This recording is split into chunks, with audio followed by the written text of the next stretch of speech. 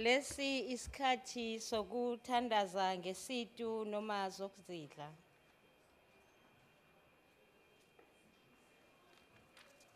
Siyathokoza ningahlala phasi.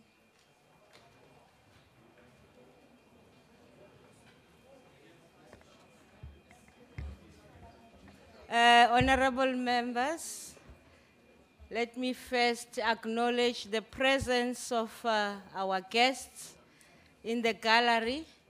You are welcome to share with us in this EPC. More especially to our mother, Mama Sophie DeBrain Williams.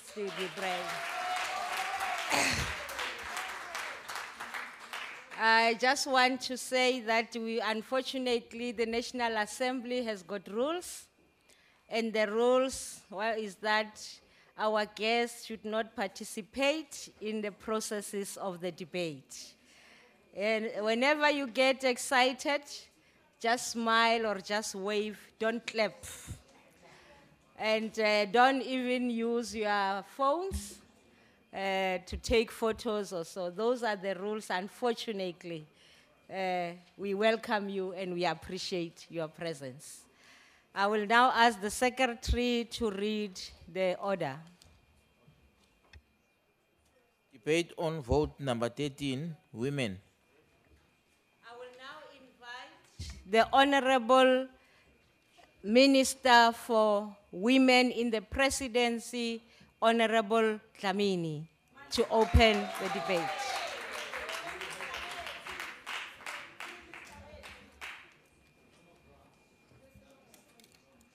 Honorable Chairperson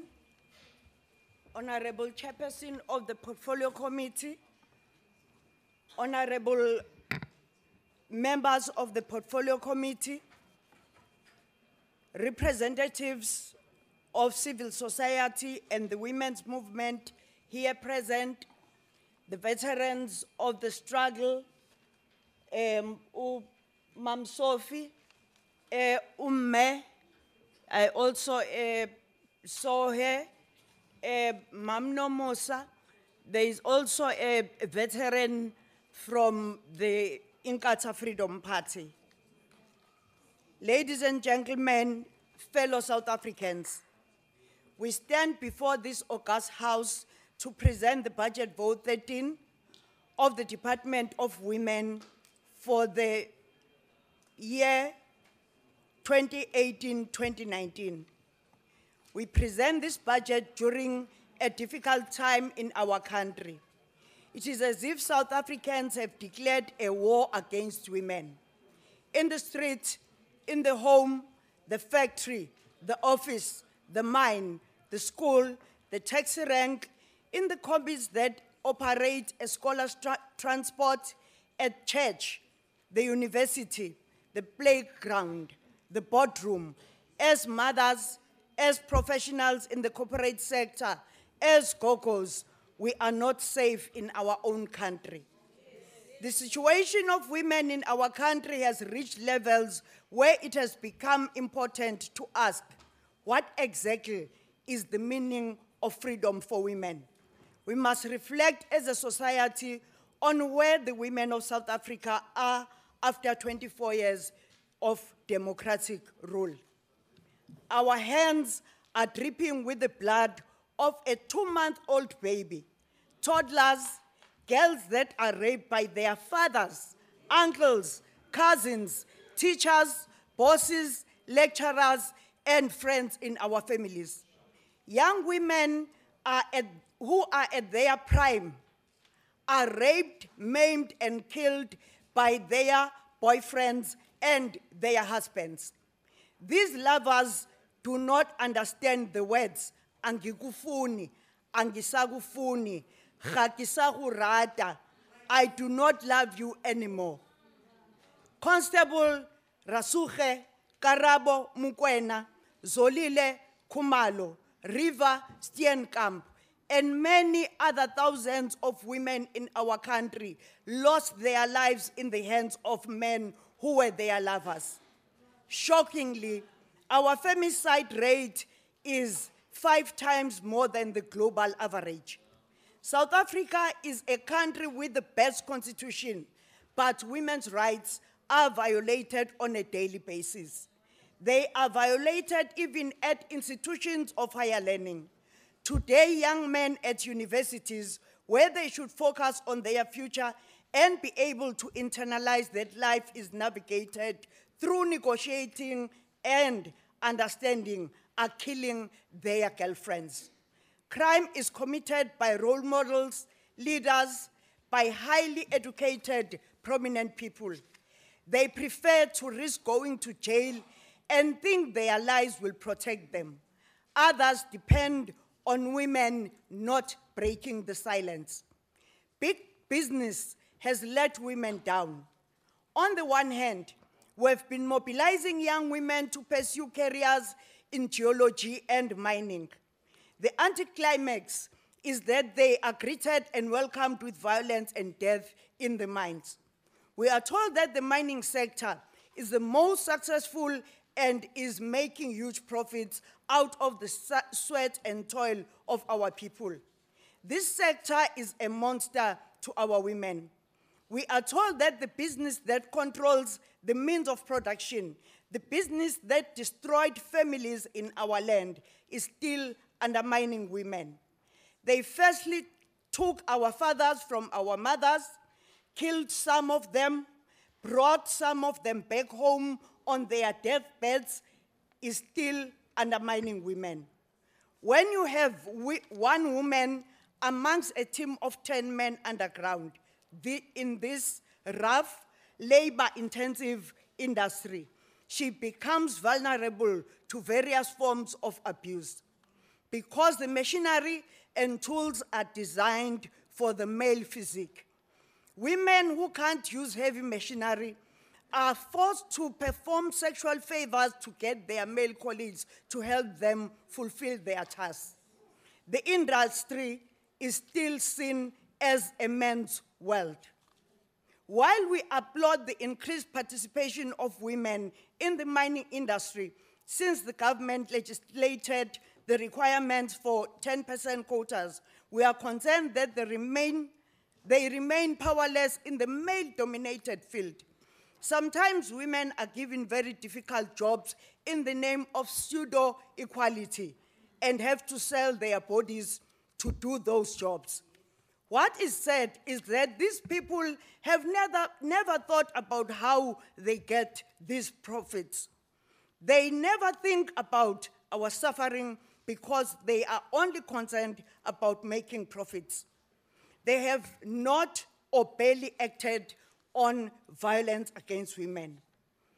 Then those who are filthy rich with our children's blood always walk tall and pride themselves with the riches they have made.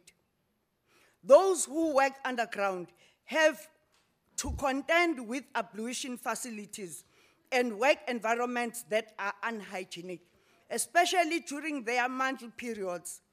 Even the overalls and work gear is still designed for men.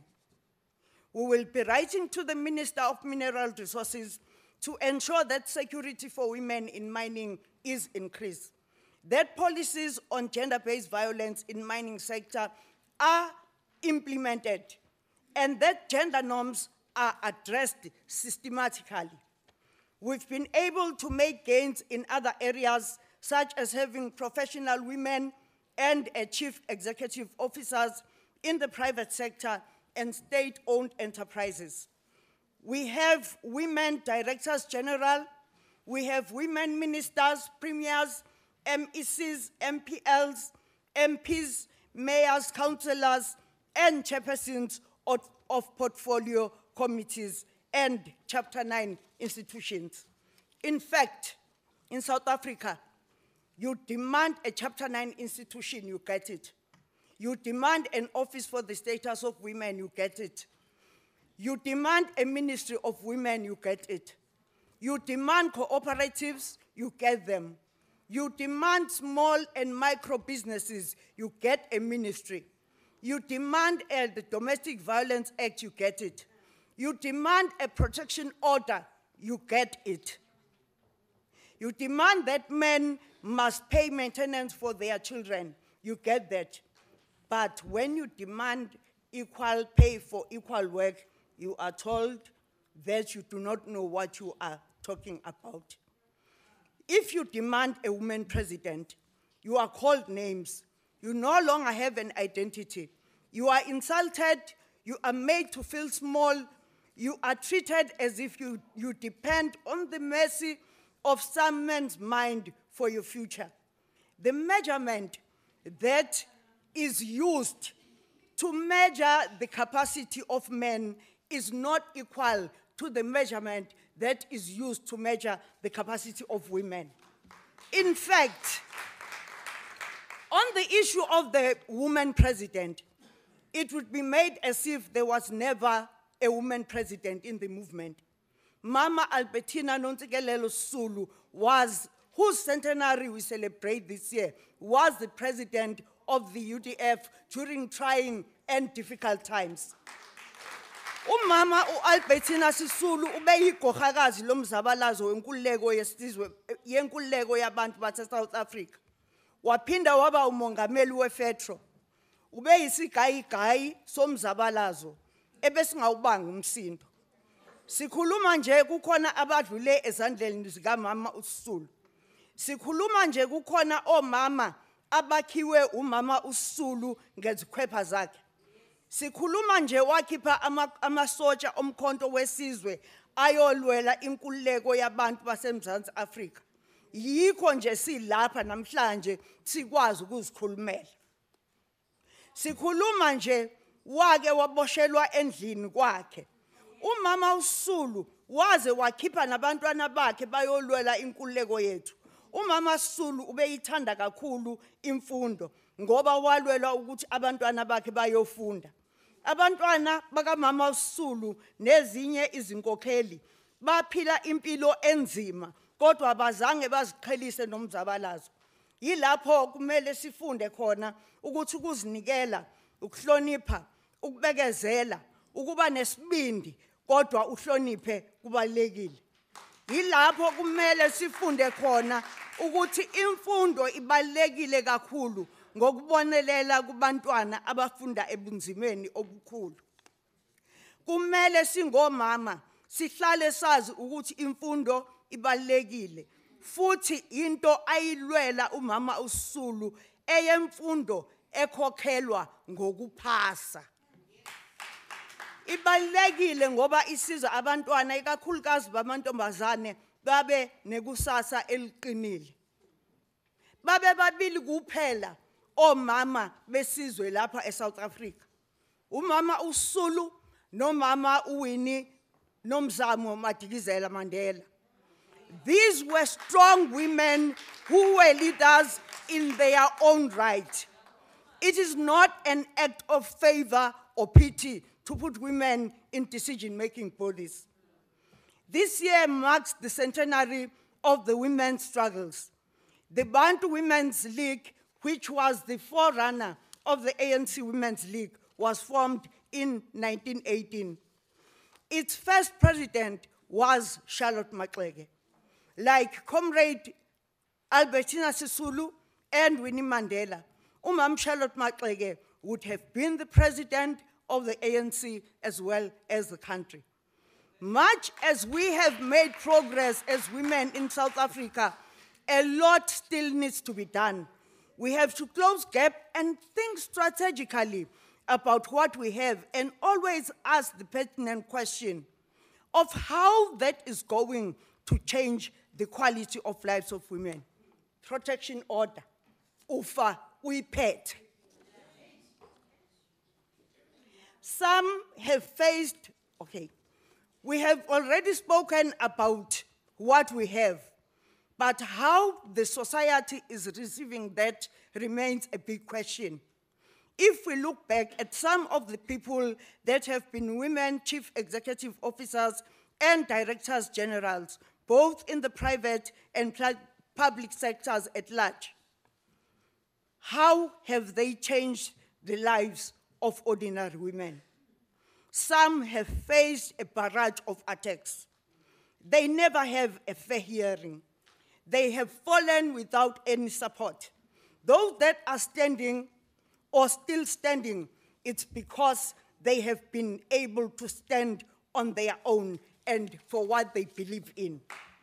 Some have been able to stand without trailblazers or support from the media.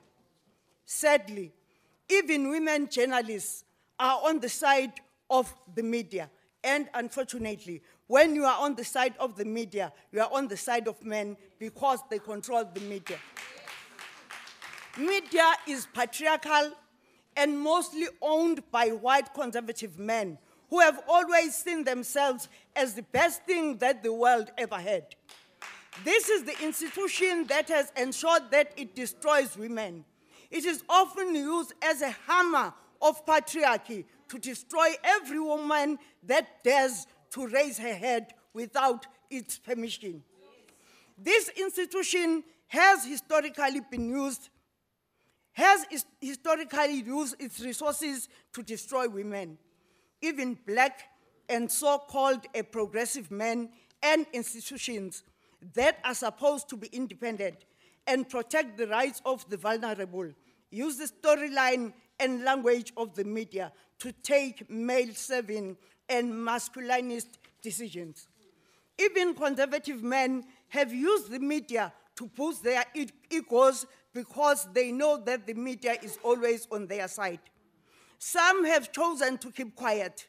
The media has been able to cushion some that drive a very destructive agenda. It is a fact that we have a few journalists in South Africa in the present era. I'm talking about a true journalist. Some have decided to be conduits of a destructive propaganda that had no mercy of a gallant fighter like Comrade Winnie Madikizela Mandela. This is gravitating towards what Comrade Zenani and Zinzi Mandela said at the funeral of Mama Winnie.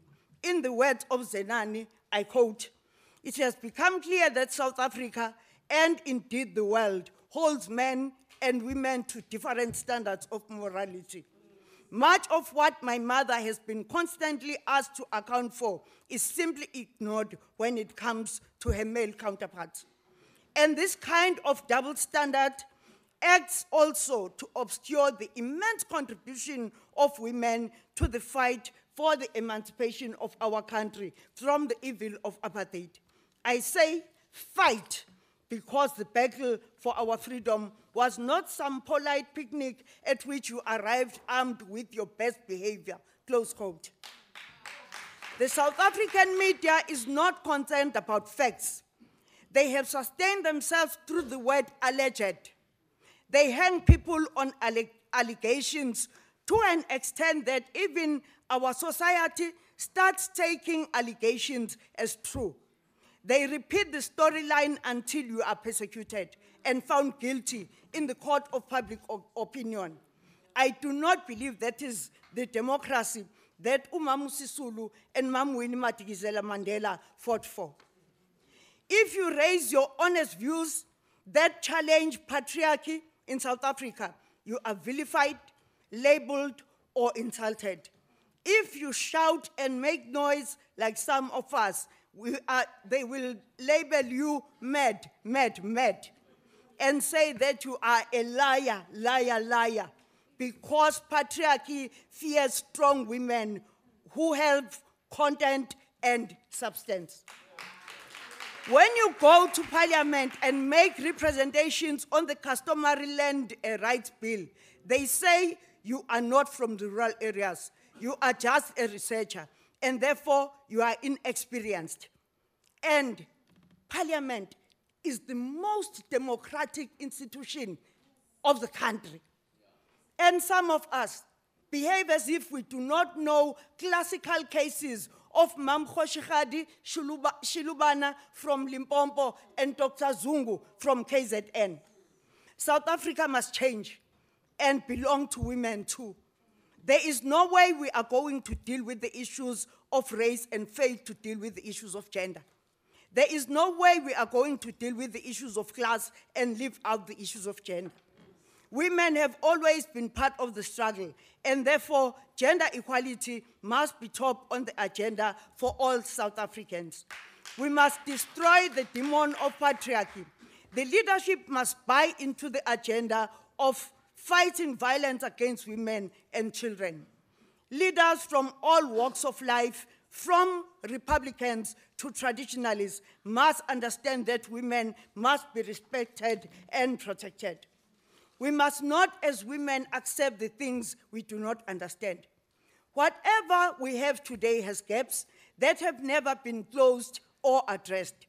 We have the CGE, which is a Chapter 9 institution, but there is a huge appetite to close it because there are many voices saying it should fall under the Human Rights Commission. Yes, we agree that women's rights are human rights, but we have never been asked as women about the advantages and the disadvantages of the Commission on Gender Equality. This is an independent structure that is outside government, that has power to monitor, initiate legislation, and evaluate government progress. Even intervene where there are differences between government and civil society sectors. Patriarchy in South Africa is institutionalized and has institutionalized itself and has to be dealt with by a structure that will focus squarely on women and gender issues, and that is the CGE. Human Rights Commission has a lot of work to do, but also, why demand more funds for the Office of the Public Protector? I'm not against the Public Protector and want to shut down the Gender Commission. Why is the Public Protector, for example, not taken back to the Justice Department and to the Human Rights Commission? Why do we always find it easy to kill structures that frustrate women? We have a women's ministry, but we do not have a budget. How are we going to implement the agenda of women without a budget? Why do we have a women's ministry and not a structure that is configured to intervene at all levels? From departments, have gender focal points that are senior and can report to DGs and ministers. Why don't we have a uniform structure in the provinces and allow some of the provinces to say, the issues of women fall under vulnerable groups? What is going on with the gender issues in municipal and ward levels? Why are departments not accountable on what they have done to change the quality of lives of women? Why are we not decisive and consistent on taking decisions about cases of abuse of women, domestic violence, rape, and killings of women? Why do we have to depend on the conscience of a judge? Why are we being forced to reverse our decisions because of lack of funds? Where is the structure coordinating gender-based violence? This structure is demanded by CEDAW as well as SADC. But we have allowed people to push us into the corner and say there is no budget. And we are the ones who are passing that message. And we have not let those that are saying there is no budget to go out and say that in the open. Fellow South Africans, the Department of Women plays a significant role in representing South Africa in gender structures and driving the gender agenda within international bodies. Key in this regard is the United Nations Commission on the Status of Women, BRICS, the Indian Ocean Rim Association, the AU, and SADC. The department is also responsible for mainstreaming and coordinating the development and submission of country reports to the Committee on the Elimination of All Forms of Discrimination against Women. And the article on all countries having a structure to coordinate women, gender-based violence is in SIDO. Following our successful participation in the 62nd session of the CSW in March this year, we will be working with other stakeholders to implement a plan of action to accelerate the empowerment of women and girls living in rural areas. I'm pleased to announce that South Africa was recently elected to serve as a member of the CSW, and we are going to be sitting in the Bureau from 2019 to 2023. This provides important opportunities for us to advance the global agenda for gender equality and women's empowerment. Today, we also join the United Nations in commemorating World Telecommunications Day and Information Society, Sustainable Development Goals. Honorable Speaker, it is now common knowledge that the world has entered the fourth industrial revolution. As we commemorate this day, the World Telecommunication and Information Society Day, our task is to sharpen consistently the tools needed to ensure that our country women, especially those living in rural areas, are not left behind. Honorable Chairperson, we remain committed to changing the gender disparity in our economy. Our private sector still lags behind in the acceleration of women into decision-making structures of our economy. We are pleased that since January 2017, it is now mandatory for all entities listed in the Johannesburg Stock Exchange to have a policy of promoting gender diversity at board level, as well as to disclose their performance against this policy. Yet, despite this policy, women continue to face resistance from the patriarchal structures and cultures of the private sector. We are also aware that our economy is highly racially divided. 5 minutes. Therefore, as we increase the representation of women at board level, we are reminded to ensure that the African women in particular is prioritized. We are also gravely concerned about hate crimes perpetrated against the communities of lesbian, gays, bisexual, transgender, and intersex and queer community. We therefore welcome the commitment by the Minister of Justice and Constitutional Development to review the Criminal Procedure Act with the intention to abolish the prescribed period of 20 years for sexual offenses, hate crimes, femicide, and for all forms of gender-based violence. The boy child does not understand the importance and support that is poured on the girl child. He does not understand why the girl child should be supported. The girl child is not safe at her school, at an institution of higher learning, church, workplace, in business, in government, and the judiciary.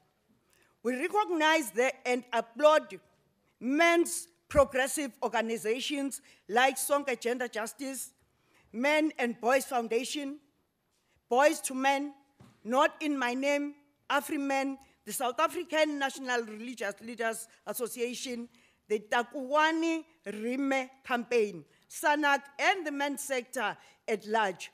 We value this partnership.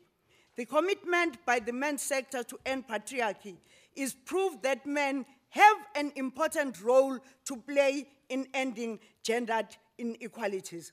And we should ensure that whenever we have programs, at least 10% of the boys or girls, or of the boys or young men and older men are part of those programs so that they support us, more particularly the young men. And we are going to ensure that during the Take the Girl Child to Work, we also have 10% boys as part of that campaign. We also pay special recognition to Karabo Mukwena's uncle, Malume Tsepo Mukwena, and his leadership of the Moving Ahead Development Agency. Mr. Mukwena's quest to seek justice for the murder of his niece sets a responsibility for other men to lead the fight to end gendered violence. The Department of Women welcomes the push for economic recovery and the drive for new investment announced by President Ramaphosa. Inclusive economic growth that ignites all our economic sectors and produces decent jobs, and tackle the high unemployment rate, especially among youth and women in particular, is urgent and critical. When unemployment is high and the labor market fails to absorb young people into jobs, it is mainly women that carry the burden of care and support for unemployed families. We look forward to the positive outcomes of this investment drive. We demand that the success of this drive is not only measured in the billions of rands it attracts, but will be and must be measured also in the direct opportunities for growth, economic participation of women, as well as improvement of the quality of lives and status of women. We must begin to measure our success not only in economic terms and in indicators, but Minister, also, please wrap up in 1 minute. but also in social and human indicators. We all know that unpaid women's work is not included in the calculation of the GDP and other economic indicators. I thank you. Siyabonga, ngiyabona kunzima ukuzibamba kubavakashi bethu, ngiyanibawa. Ngibawa ukuthi ningashayi izandla. I know it's difficult, but let's just respect the rules of the house. Siyaqhubeka manje siyobiza umphathi wekomiti, usihlalo wekomiti umama uMemela.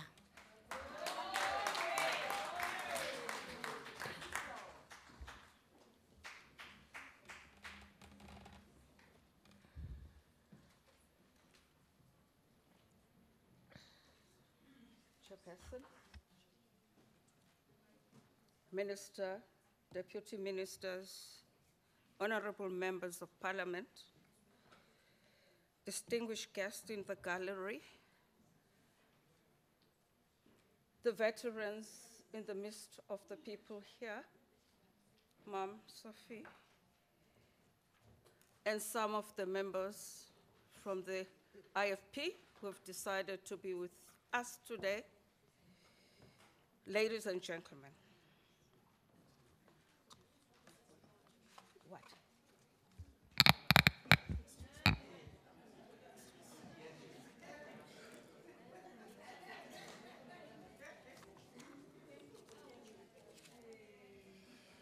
Women in the country have always been at the forefront of the pursuit of equal rights during the liberation struggle. Since the dawn of democracy and freedom in South Africa, the ruling party, African National Congress, has improved on a number of women taking up leadership positions in areas previously dominated by men. In post-apartheid South Africa, women continue to bear a disproportionate burden of poverty, inequality and unemployment, violence and abuse still bear a largely Black, rural and woman face.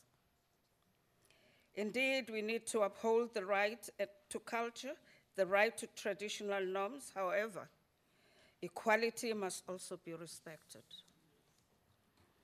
It is against the backdrop that gender inequality in our society requires us to address discrimination in all sectors and institutions and not to hold to the myth that inequality exists only in customary law or religious practices.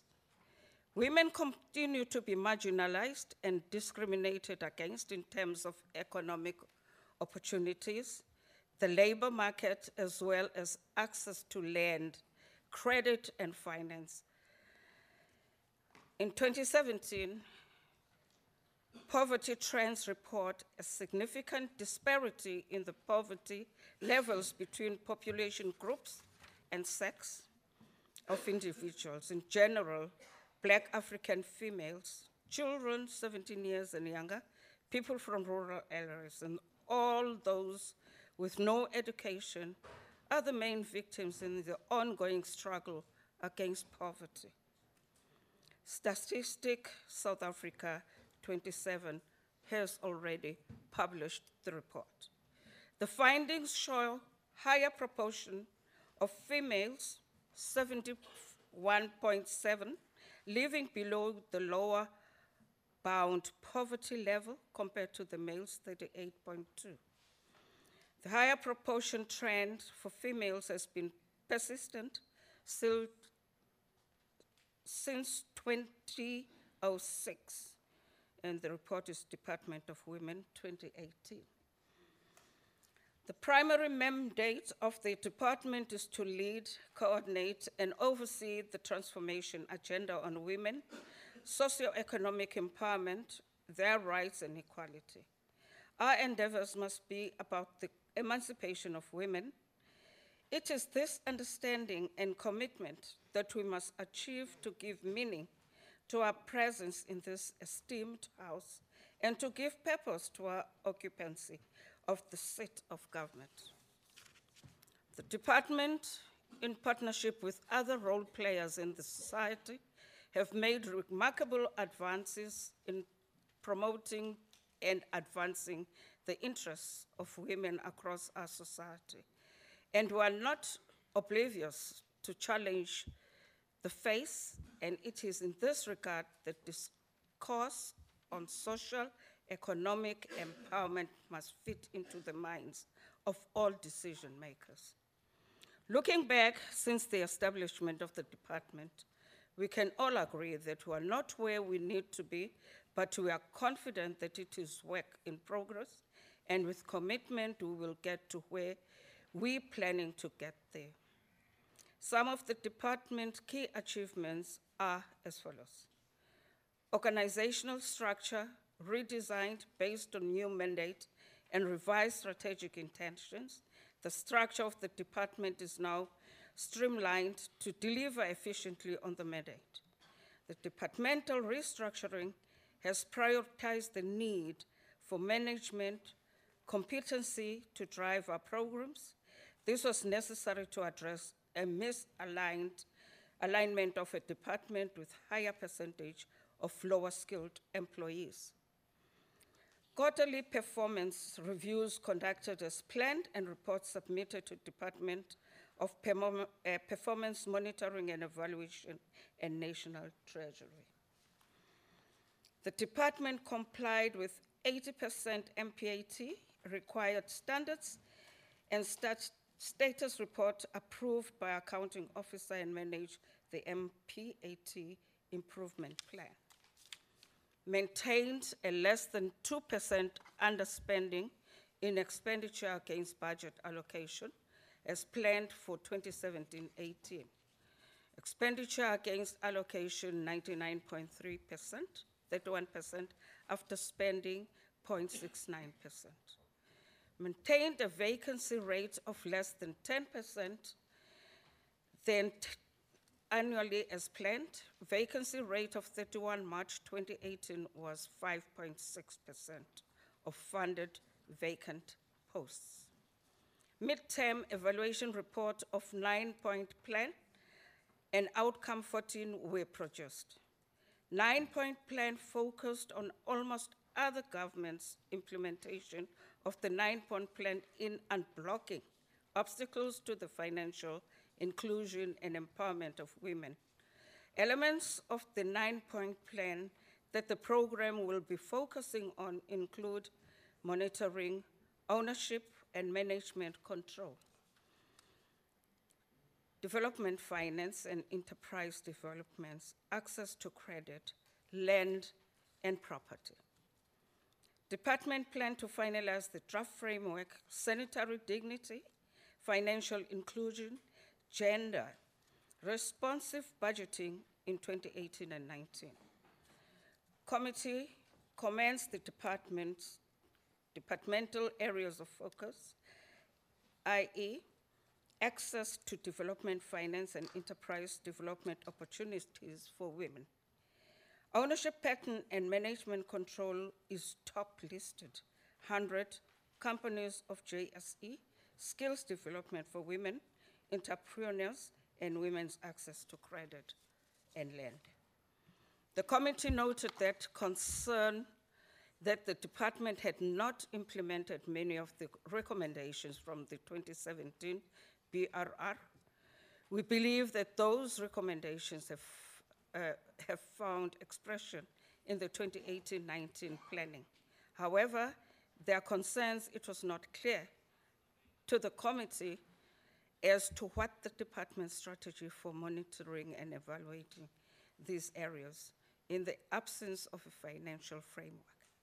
Although the committee commended the department on the revival of the NGM and the Interministerial Committee to deal with gender-based violence, it still needs to be clear on how the committee will be established.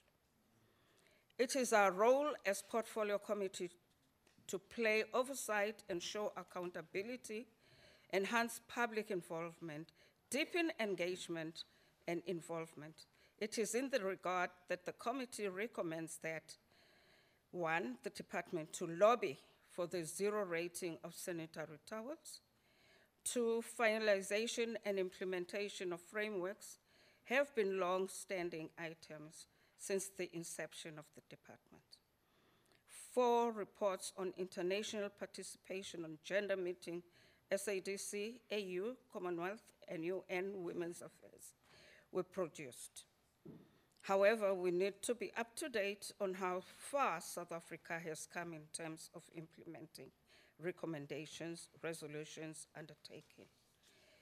In closing, we must all be at the forefront of all campaigns aimed at engendering equality between men and women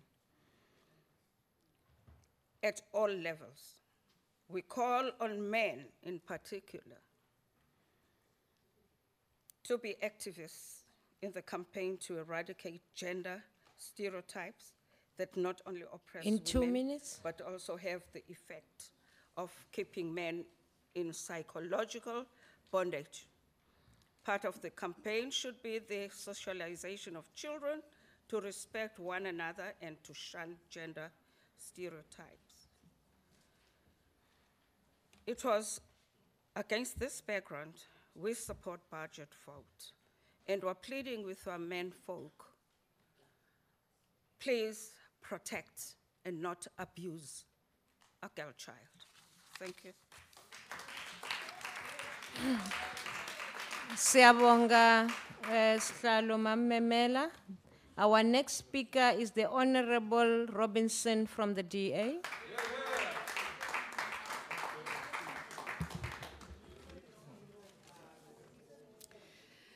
Honourable House Chair, members and guests.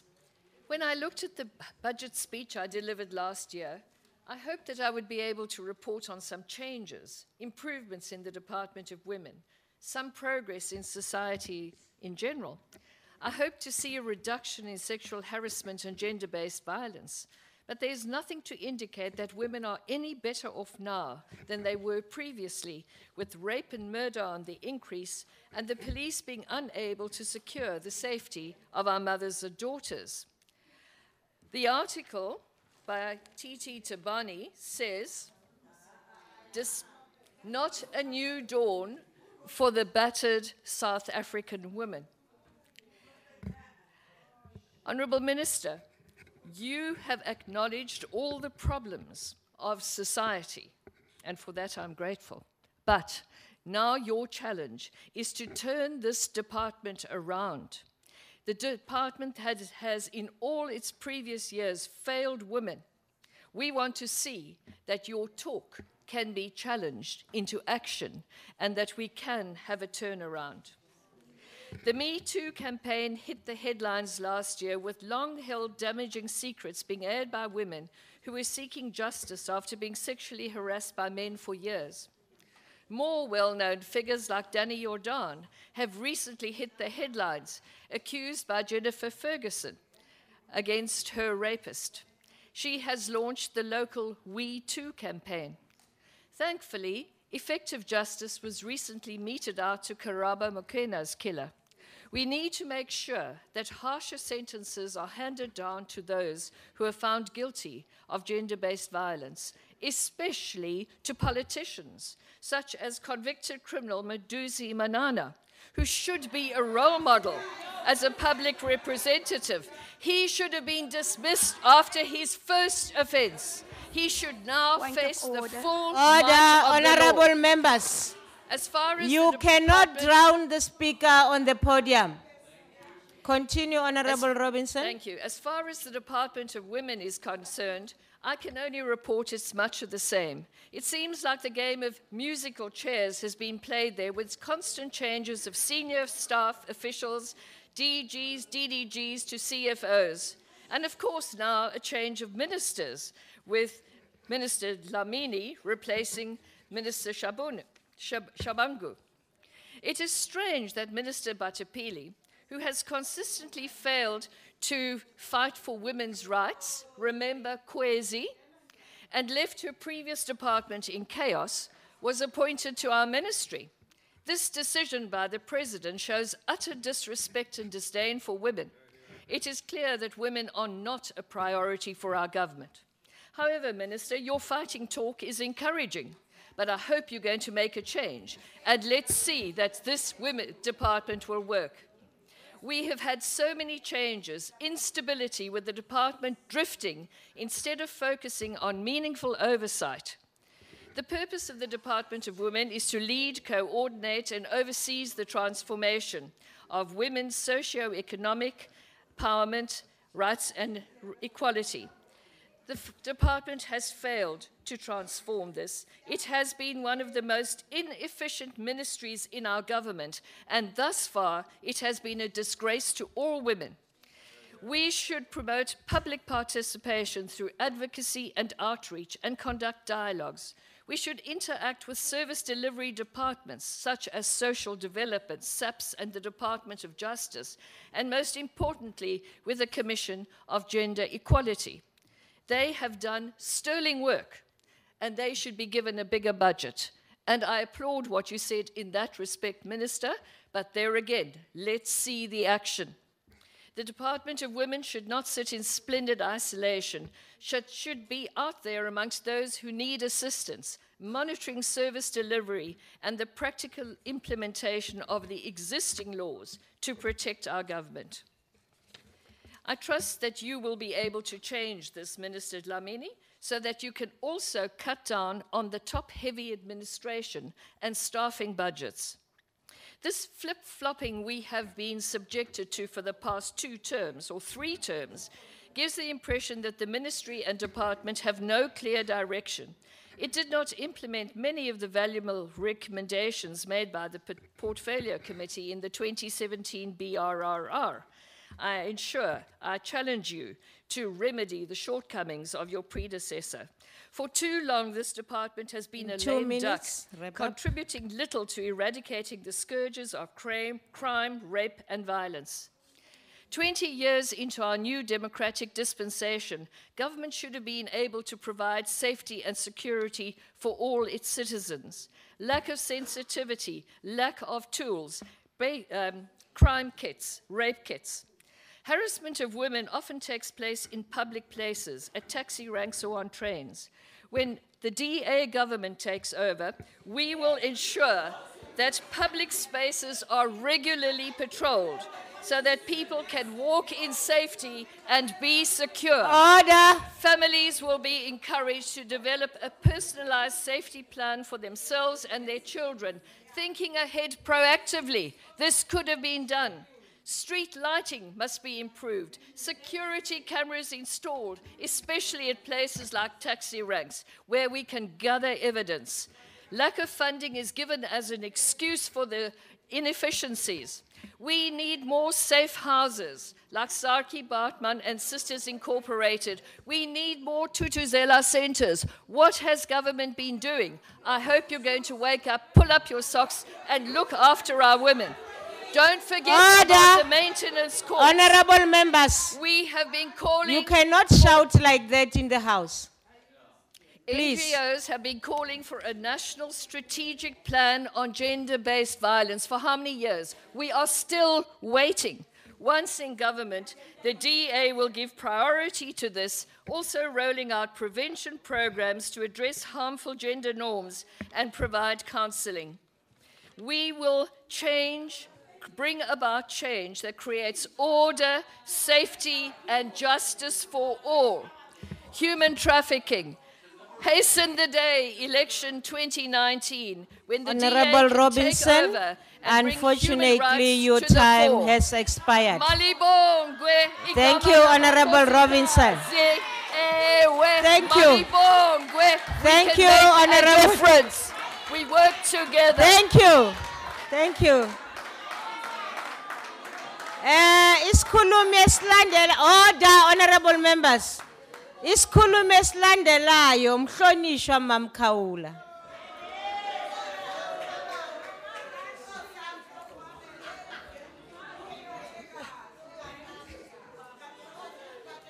Order, honorable members.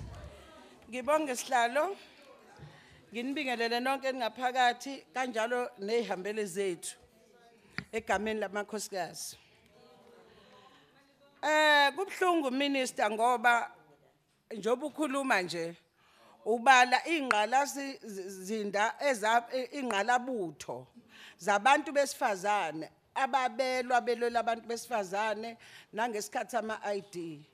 Kodwa manje mangithi ngiyabheka iningi labo asebekhohliwe ukuthi laba yana obabiza manje ukuthi yini ababeyilwela kuphela bona sebebheka imali sebekhohlwa abantu besifazane. Ngiyabonga sihlalo ohloniphekile indlela abantu besifazane abaphethwe ngayo kulelizwe iyashaqisa. Kunamadoda asephenduke imidlwembe adlwengula eshaye aze abulale abantu besifazane. Abaziphinde ababulale nangokomoya. Isikhathi eziningi njengabantu besifazane asinayo nendawo esingabalekela kuyona uma sibhekene nokuhlukumezeka ngoba izenzo zokuhlukumezeka sezize zamukeleke ezimpilweni zethu njengenqubo omgomo ejwayelekile emphakathini yakithi. Ngisho noma kunenkinga sekuvele lokho kushawa indiva kuthiwa hayi umndeni usazohlala ubone lo nkinga ekubene egcine sekushona abantu. Izingane zamantombazane ezincane ziphoqwa ukuthi zishade nabantu abadala. Abanye babo uthola ukuthi bayagula banezifo ngenhloso nje ukuthi kutholakale le mali ebizwa ngokuthi ilobola. Babesabheka ukuthi lo ngane ingakanani nokuthi la yokwendela khona kunjani. Imiphakathi yakithi eminingi ifuya abadlwenguli abangomalume nabobaba bezingane. Ingabibikho nomthetho okwazi ukuvikela lezi ngane noma kuyo emaphoyiseni amacala akhona aphelela obalo. Lokuvikeleka kwezigebengu ezihlukumeza abantu besifazane emphakathini yethu yikho okwenza sigcine sinabantu abafana nalaba oSandile Matso osanda kubulala ngesihluku owesifazane ebambe kanjalo noKarabo Mokwena. Mhlambe niyakhumbula into eyenzeke eMangosuthu eThekwini. Ingane encane noma phela yayikwenzile lokho yathandana nalo muntu. Siphi isidingo sishimane ndini sokuthi ubulale umuntu wesifazane. Kwesibili lento yenzayo awusabulala ingane usubulala umphakathi omningi noma umama wonke. Lobu bulwano sebungenisile emphakathini yakithi kumele sibukhiphe buphele nya. Yingakho lo mnyango obaluleke kangaka. Yingakho lo mnyango obaluleke kangaka sinenkinga yokuthi sibe nenkinga la ngoba umangameli ukwazile ukusifakela uminister Bathabile Dlamini. Siyamfisa ukuthi yena uqoba akakhombise inxaxheba azoyenza ukuvikela abantu besifazane. Asikakhulumi lutho ngaye asikakamboni. Enquthu le kunenkosi yakhona kuthiwa uMolive. Mina ngiyangithanda ukukhuluma ngento ezibambekayo. Lenkosi lengoku-undermine abantu Selomzuzu, besifazane. Mam Khawula. Ah wena. Iyenze izimanga yafaka imayini. Abantu mangabe bethi bayakhala kufa izindlu zazo yabathethelela amaphoyisa bashayo bagcwala isibhedlela abanye baboshwa. Yini emakhaya umuntu wesifazane akakakhululeki ngabe komhlaba ngabe kwani bakubuza ukuthi uhlanganaphi nomhlaba. Besizocela minister wenze sure ukuthi sikubheke ngamehla bovu ngoba wonke umuntu mayefika kulesi sikhundla ufika athembise sangathi kukhula azokwenza. Emapulazini minister ngifuna ungizwe kahle. Kunomndeni lapha busebenza niyazi emapulazini bayasihlupha labo zakwethu esinabo la. Laba into abenzeka lana kunalemndeni ehlala lapho uthola kwakuhlala ugogo nonke umuntu. Uthola ukuthi manje bona ngoba sebezwa sikhuluma ngale kokubuyiswa komhlaba ngoba siyawudinga ngempela umhlaba. Sebeyidayisa umhlaba. Manje mawudayisa umhlaba wena banikhipha ngaphandle abantu besifazane nengane. Siyaxolisa Mam Khawula. Ogcina Isikhathi sakho ingane ireshelwe siphelile. umntanayo khona eplazini. Umqashi ulwa Siyathokoza ma. Lengane uthi akasula icala ngikhuluma nawe nje useyintabeni. Siyabonga ma. Ngenxa yabo labo ngciwa laba. Siyabonga. Ngithi le budget mina ngivume kwesibili. Abantu Siyabonga Mam Khawula. Mam Khawula. Siyabonga isikhathi sakho siphelile. Angiphu 5 minutes. Mam Khawula. Angikaqedi nje. Siyabonga mama, siyabonga. Hawu.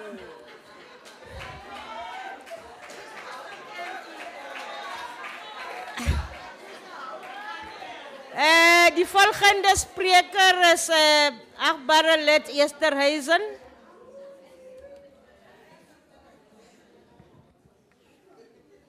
Thank you, Madam Chair, Minister. Chair, this was written by the Honourable Liesel van der Merwe, and she unfortunately cannot be here. I'll read it on her behalf. South Africa is one of the most... Order, honourable members. South Africa is one of the most dangerous countries for women and children to live in. We cannot come to this podium every year to repeat the same refrain. Things must change. 3 women die at the hands of their partners every day. Africa Check noted this in their fact sheet on sexual crime stats. Last year, data from South African market research firms found that women earn 20% less than men still in this country. While the actual size of the gap differs based on the individual studies' characteristics, research consistently show a notable difference that women and men take home.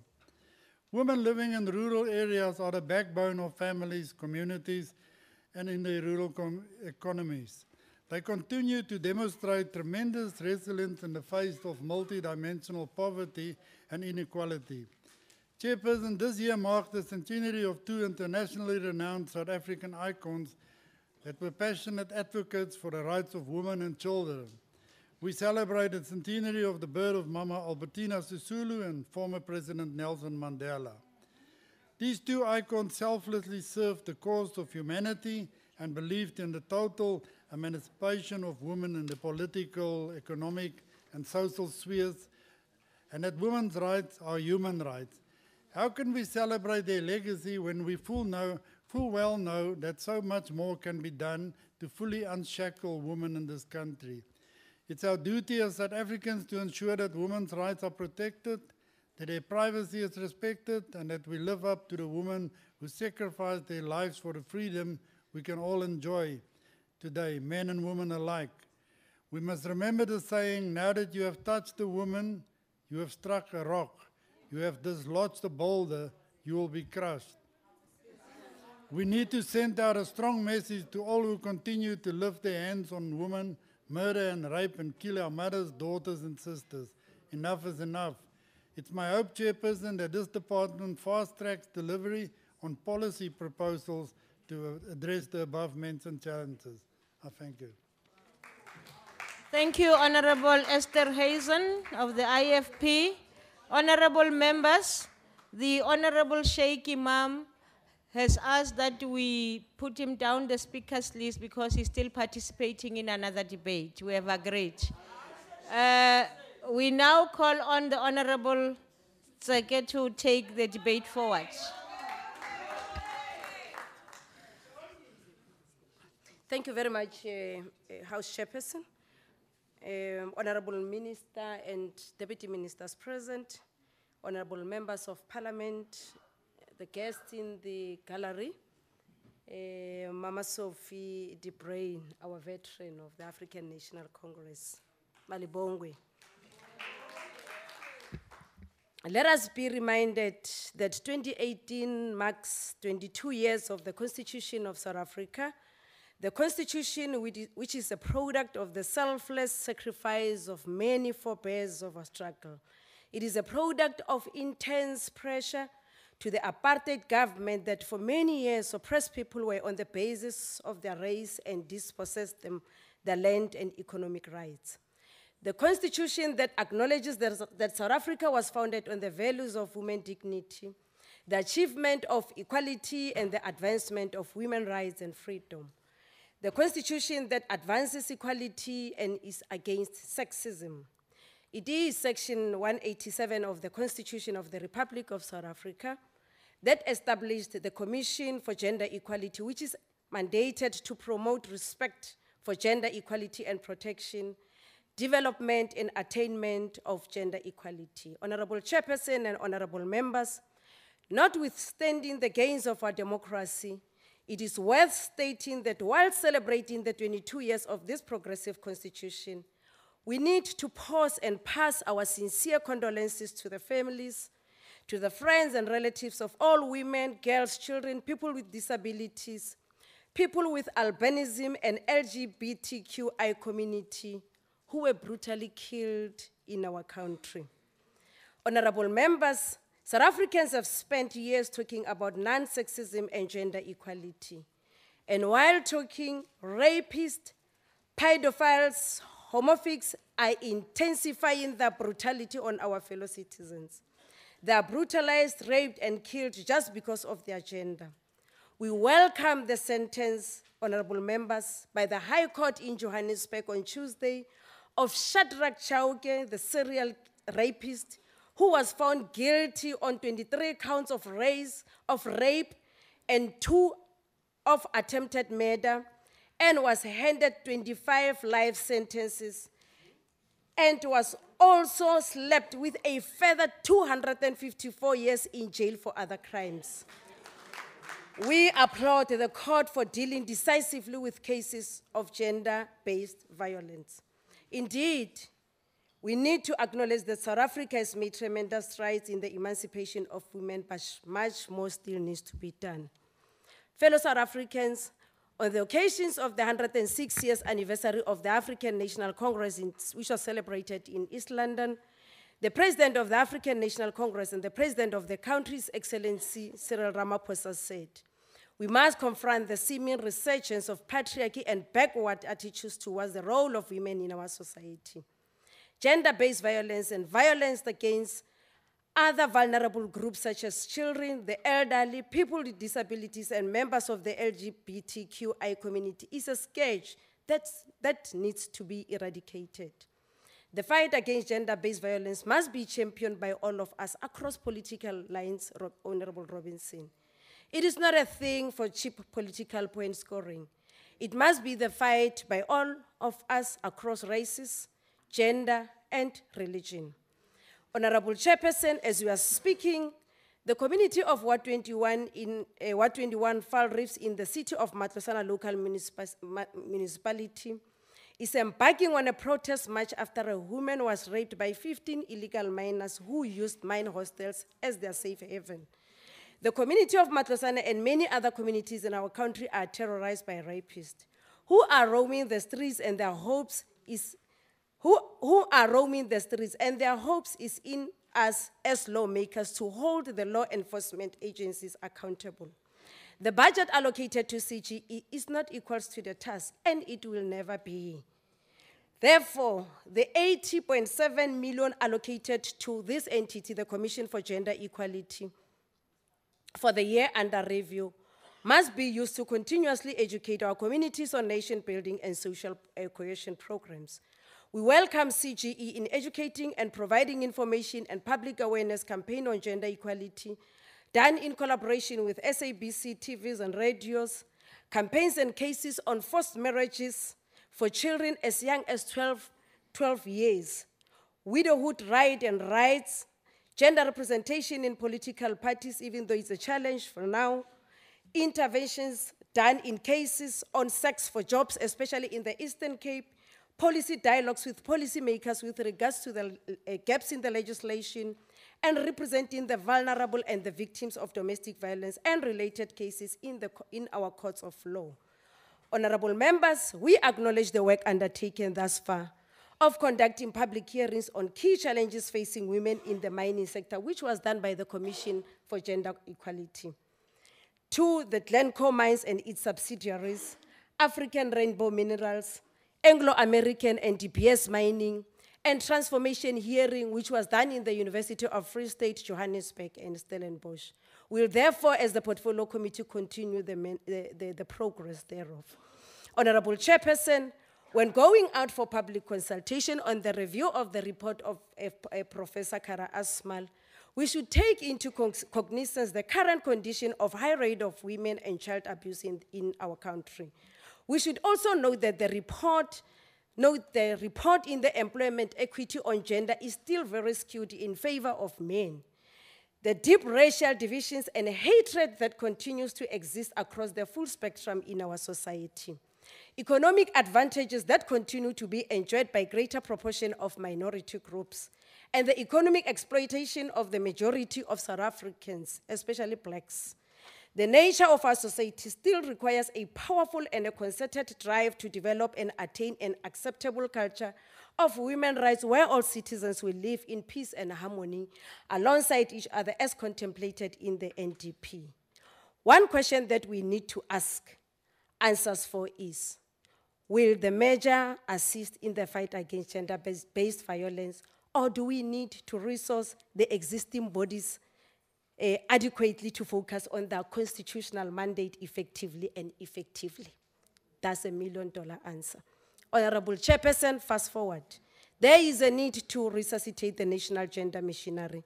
There's a need to review the national gender policy. There's a need to revive the National Council for Gender-Based Violence and review our integrated plan of action addressing violence against women and children, which come to an end this year. And the committee so far is comfortable that the Minister Dlamini is prioritizing them in the APP of the department. And we are looking forward, Minister, in working with you and the department. The committee will continue with our oversight in monitoring CGE key programs, amongst others, the gender transformation in other universities, the transformation in the judiciary, prioritizing women in the procurement, continuous engagement with traditional leaders on the forced and early childhood marriages, and the implementation and monitoring on compliance of international and regional conventions. We welcome the CGE approach for the year under review to focus on shelters and victim empowerment centers, Honorable Robinson, the Tutuzela care centers, and the role it plays in supporting the victims of abuse. Maybe legislating the 50-50 gender parity in all sectors at all levels must be considered as a step closer to dismantle patriarchy and all its facets.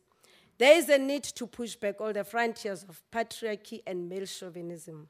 Honorable Chair, to honor Masisulu and Tata Mandela in their centenary celebration, who have dedicated their entire lives to the people of this country, let us dedicate our efforts and join hands in building a gender oppression-free society. Let us join hands and build a united, prosperous, non-sexist, and non-racial South Africa, where women, gays, lesbians, and children, people with disabilities, and people with albinism are safe. In conclusion, although politics has given me a rough life, there is absolutely nothing I regret about what I have done and what has happened to me and my family throughout all these years. Instead, I've been strengthened and feel more of a woman than I would otherwise have felt if my life was different. This quote is from, this is the quote for Mama Albertina Sisulu. Modula Stilo, mokgatlo wa setšhaba o kgolotseng ma-Afrika Borwa wa banaya tokologo mokgatlo wa African National Congress o ema nokeng tekanyetsokabo ya lefapha la bomme. Lastly, I also want to respond to Honorable Robinson to say, as a member of the Portfolio Committee dealing with the rights of women, I'm so shocked that in the DA, you only have 30% of women representation in parliament and in the provincial legislature.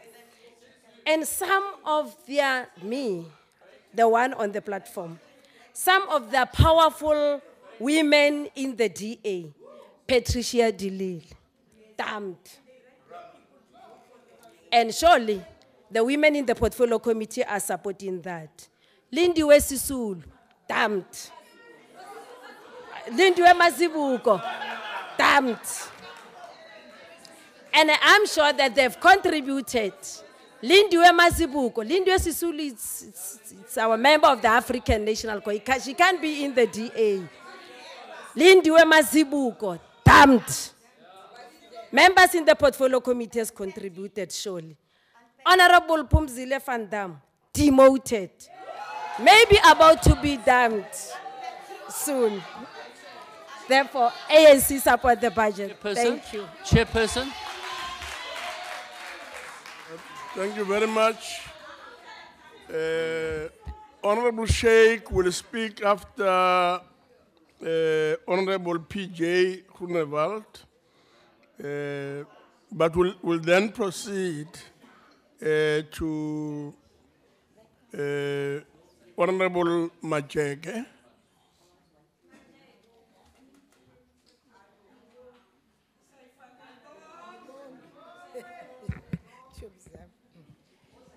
Honorable Chairperson, Honorable Minister, and honorable members, our guests. Although some progress has been made in uplifting women's lives in South Africa, a lot still needs to be done to overcome cultural, economic, and health burdens borne by mostly both young, elderly, and disabled women, in particular those who are locked in the rural hinterland and informal settlements. The scourge of violence against women in South Africa is still largely rampant, but hidden beneath cultural practices and beliefs. The system of patriarchy remains dominant. Communities are still not united against women abuse, notwithstanding campaigns run by government and other non-governmental organizations. This is why this ministry is important. The health of women is affected by a plethora of factors, most of which revolve around lack of adequate health facilities and infrastructure, lack of medical facilities, supplies, trained staff, and poor transport means. Many rural women do not have a health worker present during childbirth, a situation which heightens complications, leading to higher maternal and child death.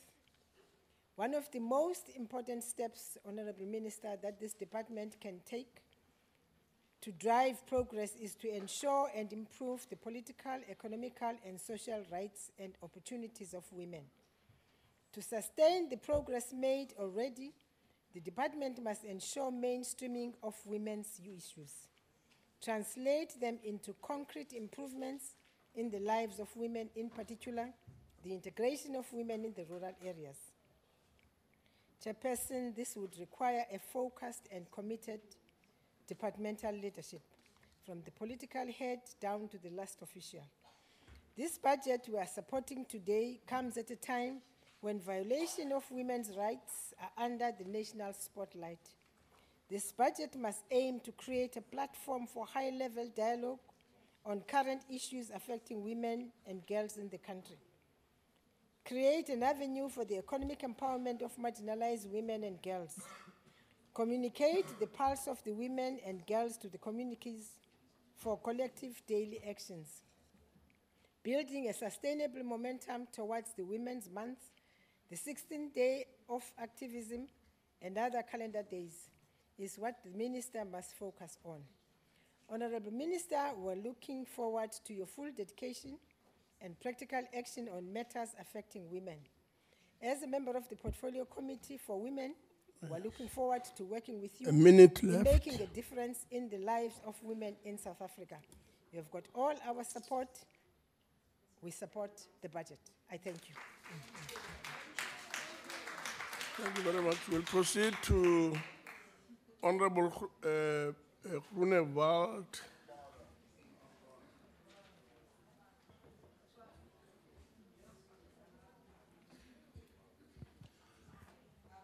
Agbare voorzitter, I must say that I was quite surprised by the reaction from the honourable members from the ANC, especially the women, on the mentioning of the name of Mr.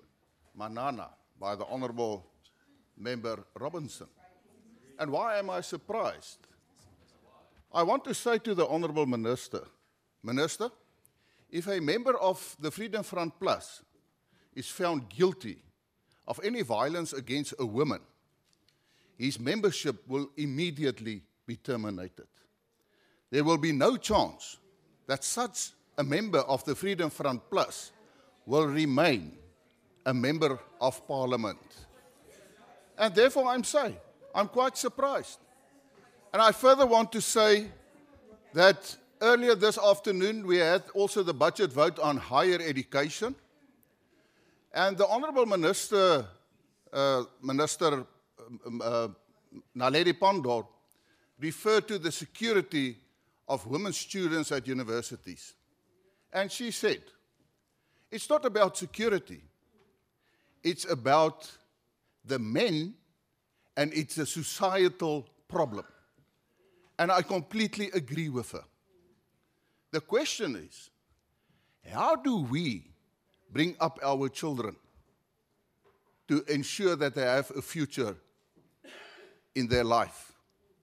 Is it not a matter that we must also look at ourselves as parents to ask ourselves, what type of upbringing do we ensure to our children? Do we ensure that our children have respect? Respect not only for women, respect for anybody.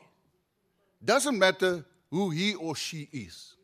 Because if you have respect, and you have a generation who have respect, then there will be not any violence, especially against women. Therefore, Chairperson, I want to say that the ANC as an organization must also look at its own actions on when the organization respond on certain matters in society. If we have protest marches and the people are running around and they loot and they burn and they break, what happens?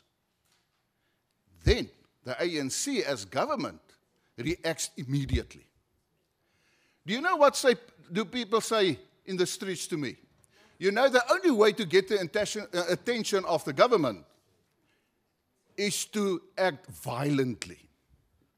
Then we know we will get the... A minute left. Thank you.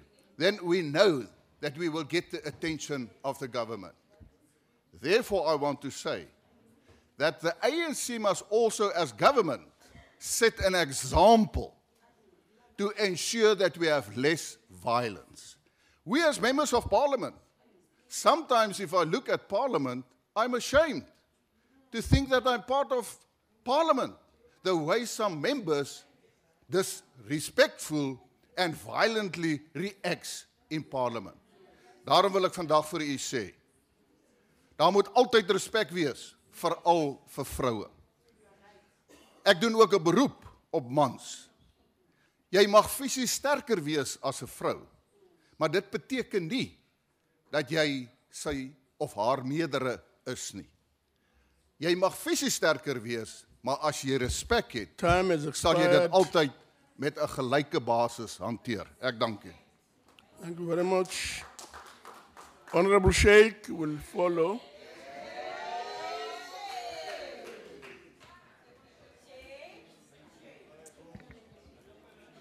Thank you, Honorable House Chair. The National Freedom Party supports the report tabled here today. Honorable Chairperson, allow me to acknowledge the role of two women that played a vital role in my life. That is my late mom and my late sister. Also allow me to acknowledge the role women played in the liberation of all of us in this country, women such as the late Albertina Sisulu and Winnie Madikizela Mandela, amongst many others. Honorable Chairperson, the Women's March of 9th of April 1956 was the stepping stone in South Africa's liberation. Honorable Chairperson, and the Minister is here. Minister, and I'm glad the Minister is a woman. You understand women better than anybody else. And then you will understand, Honorable Minister, the plight of those women and children and the families of those women and children that are massacred in Palestine every other day, including this week, including the 8-month-old child. And we believe, as the National Freedom Party Minister, that women at large in South Africa, part of the African National Congress as well, will play a pivotal role in ensuring that the Palestinians enjoy their freedom and get their freedom together with your assistance. Now, I want to tell you, Minister, of one incident while I'm the chair of this Human and Social Development in the SADC region. And there was this child that came there and told us her plight of sanitary pads. And let me tell you what she told us. It was painful, it was emotional. They were using cow dung because they could not afford it. That is what the plight of women in the world, in the region is. And I think it's a problem that we have extensively in South Africa, in the poorest of the poor areas. And I want to encourage, Minister, that your department does something about ensuring that every girl child in every school, in every rural school, is well secured in terms of that so that they can get it. In terms of the statistics, a girl child misses a minimum of 5 days in school every month as a result of that. So I would hope, Minister, that you will actually intervene. Let me tell you, we talk about women, women, women every time we come here. There are lots of programs. Women are still marginalized. Women are still brutalized. Women are still raped and murdered in South Africa every day without fail. Let me tell you, when you talk about marginalization of women in terms of positions, let me give you an example of the Western Cape with 55% of the women in position in Cape Town, in the colored community, under 4% of them hold managerial positions. Now, Minister, these are matters that you need to deal with. These are matters that you need to deal with to ensure that women come into the forefront of the struggle that they have been and that they are accepted, and whatever role that they play here must be equal to that of a man, because previously it was the man's responsibility to provide food, clothing, and shelter. Today it's the woman that's providing the food, clothing, and shelter while the men sit at home. But yet the men want to be in control. So it is up to the woman to take responsibility and drive this process forward. If you're not going to do it, believe me, no man is going to do it. I had a complaint the other day of a woman, and this is a major problem with your Domestic Violence Act. While it's there to protect, not enough. She cannot serve the papers. The husband has gone to another province. She must phone the police. She must go to the sheriff. Then he moves from there. You cannot do it. The domestic violence, as much as Time it has is assisted, expired. is ineffective when it has. The National Freedom Party supports this report. Thank you very much. The next speaker is Honorable Stander.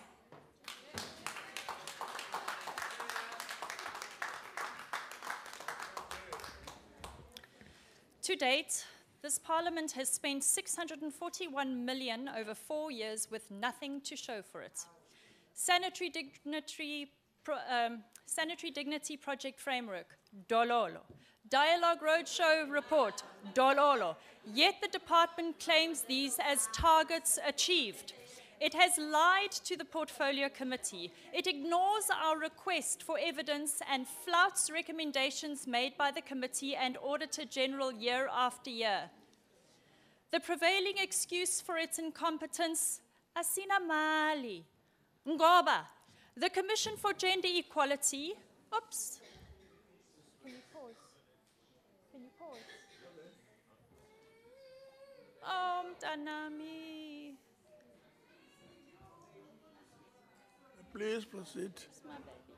Please proceed. Yeah. Sorry. The prevailing excuse for its incompetence, asina mali.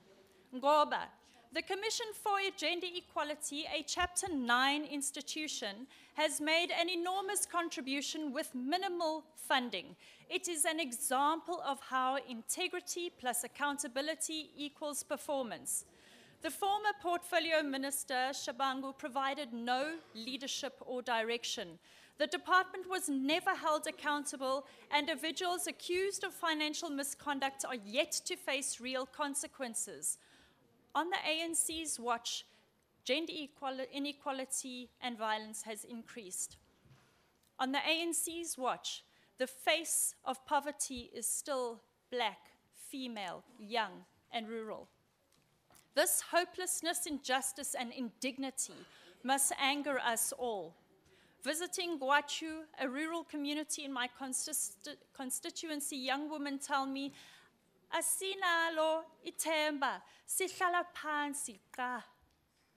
ANC MP Mduduzi Manana is a convicted woman beater and faces new allegations of assault, bribery, corruption, and extortion. ANC MP Mervyn Dix called my friend and fellow MP Pumzile van Dam straatmate in Parliament, and during the last parliamentary sitting saw him allegedly strike a woman seated next to him. He was sitting over, there he is, there he's sitting, and he serves on the portfolio of women. Point of order. Where is the accountability? Honorable member, please give us a second. The member have to bring a substantial motion if she wants to speak about people or honorable members personally, and she have to respect herself because she's not calling them honorable members, and that is Rule 82. Thank you. Prostitute.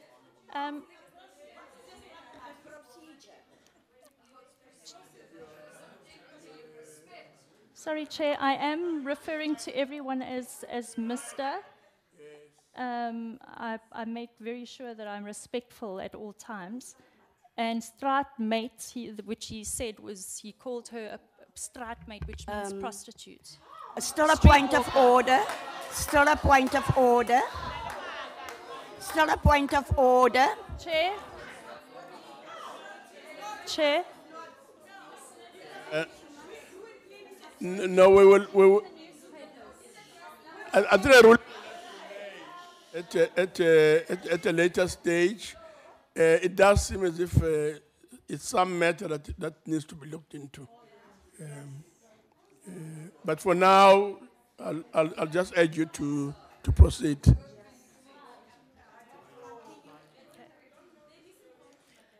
This is the reason why we need a parliamentary ethics committee, but it doesn't sit to deal with the likes of Mr. Manana and Mr. Dirks. When Mr. Manana broke his oath of office when he was convicted of three charges of assault, he should not be in this house. Last year, when Minister Dlamini said the ANC had many other worse members to deal with before Manana, Minister, you need to name them and you need to deal with them. In March, Deputy President Mabuza told me that the ANC doesn't throw its members into a dustbin but believes in rehabilitation. Last week, President Ramaphosa said Mr. Manana must be subjected to his own party's processes. Kodwa, Ramaphosa no Manana is same WhatsApp group wena. This is the cost of having an ANC government appointing crony leaders without integrity and refusing to hold them to account. Minister, you speak powerfully, but ANC action has been weak. Your commitments sound bold, but play like a stuck record. The DA will not rest until Mr. Manana is transferred from Parliament to jail. He does not deserve to sit in this house earning a salary paid by taxpayers. Sincerely, we want Mr. Manana to rehabilitate in jail, where women beaters belong. Point of order. We do not Point favor of the order. privileged, powerful, and Point of wealthy order. over the vulnerable Listen to the in point of order. society. Sorry. Point of order, yeah. What's the point of honourable order? member must be addressed because she's discussing another member. We need to have she needs to have a substantial motion, and let us discuss it then. Thank you.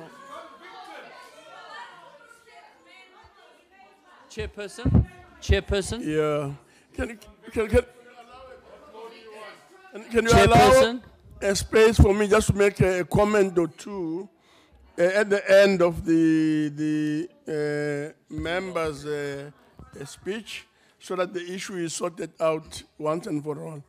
Please proceed. Chairperson, if I may rise on a point of order.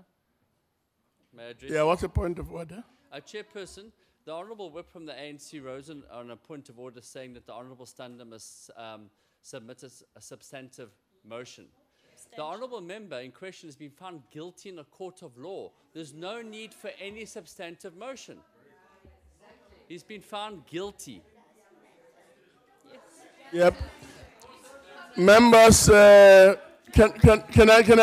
I make a plea that will allow the member to conclude her speech, and I'll make one or two comments after that. Well, please proceed. Thank you, Chair. This is the cost of having an ANC government appointing crony leaders without integrity and refusing to hold them accountable. The DA does not favor the privileged, the powerful, or the wealthy over the vulnerable in society. We care about the dreams and hopes of all South Africans. We do not take for granted our responsibility to represent you and your struggles, your hopes and dreams. The DA cares that the diverse talents and potential of our women should be amplified by an economy that includes women in the top decision-making positions, developing skills for tomorrow's economy, equal pay, and the opportunity to own title to property. The DA cares that women are healthy, feel safe walking alone, or ukukwela itaxi, and receive the support they need from the justice system, whether it be maintenance or protection orders. We know this can be achieved by appointing leaders with integrity and who believe in Batu A minute left. and by holding them to account no matter what position they hold.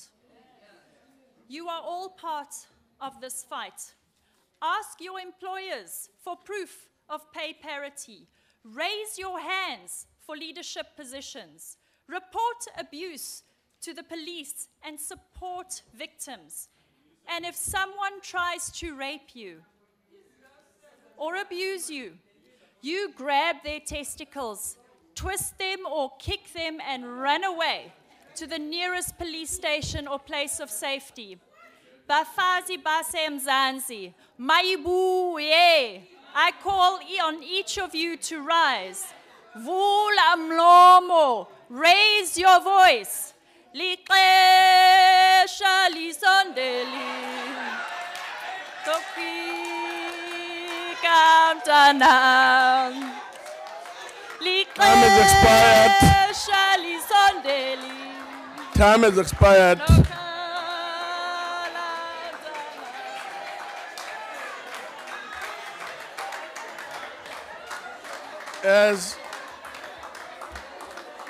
As I understand it, honorable members, order.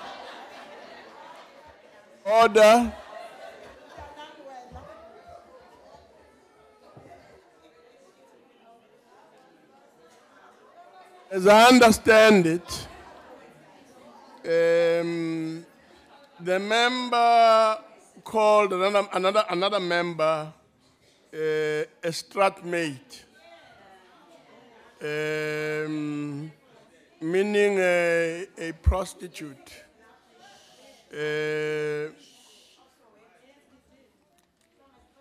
Now, you, honorable member, you can't use a judgment to attack another member. And therefore I'm going to ask you to withdraw the remark. Secondly,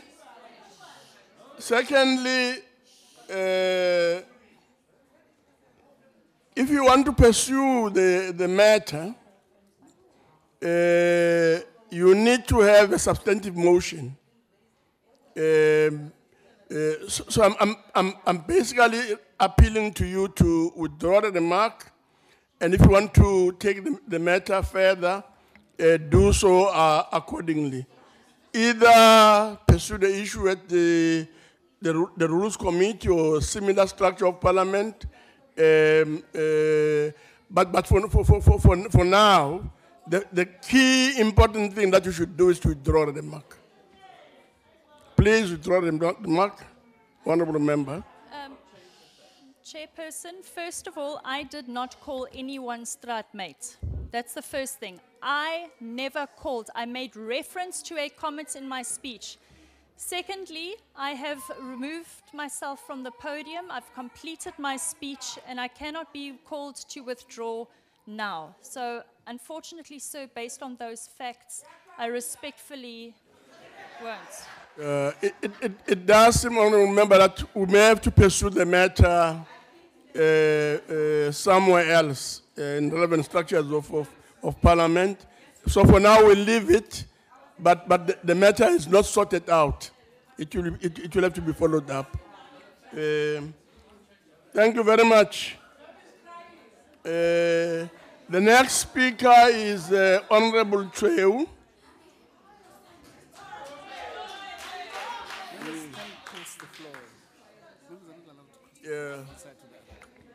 Honorable members,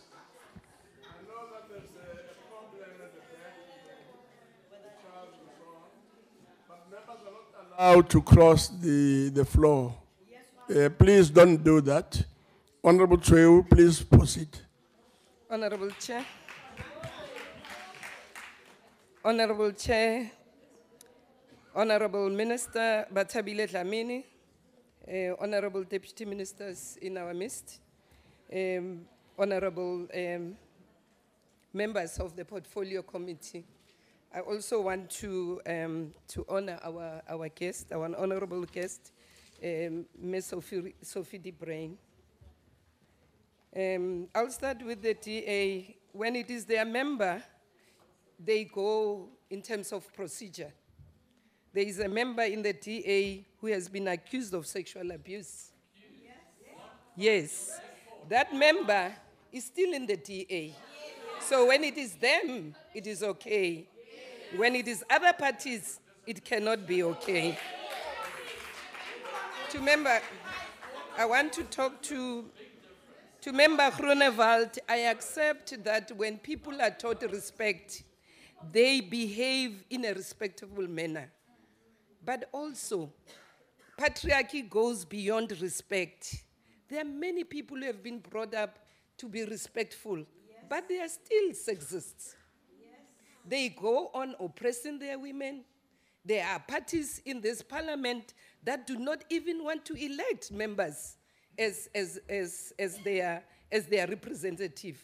The FF, for instance, they have been changing members, but they have not given us a woman.